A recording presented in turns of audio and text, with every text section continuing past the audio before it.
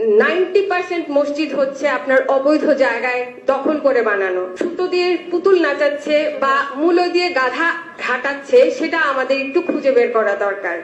ওহে বাংলাদেশের জনগণ, ছাত্র জনতা, সবাই গর্জে ওঠো, আওয়াজ তোলো। 99% মুসলমানদের দেশে, সেই দেশের মধ্যে আমার ইবাদত খানাকে নিয়ে কটূক্তি করা হবে, ইবাদত খানাকে বানা হবে অবৈধ। আমরা মেনে নিতে পারি না। আমার উপরে থাকা পিকচার দিকে লক্ষ্য করুন, ওই সে হিন্দুত্ববাদী মহিলা। আমাদের যে ইবাদত খানা মসজিদ রয়েছে সেগুলো হচ্ছে অবৈধ। অবৈধ মসজিদ বাংলাদেশে থাকতে পারবে না, সেগুলা ভেঙে দিতে হবে, এরকম একটি মন্তব্য দিচ্ছেন সংসদে বসে। তাহলে বাংলাদেশে কি মুসলমান আছেন? প্রতিবাদ কি করতে হবে? আওয়াজ তুলতে হবে?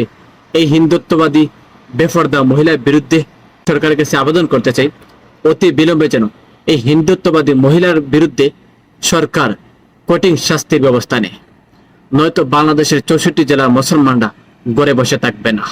এই হিন্দুত্ববাদী মহিলাকে মাঠে নেমে টেনে হেসড়ে কঠিন শাস্তি দিতে বাধ্য হবে ইনশাআল্লাহ।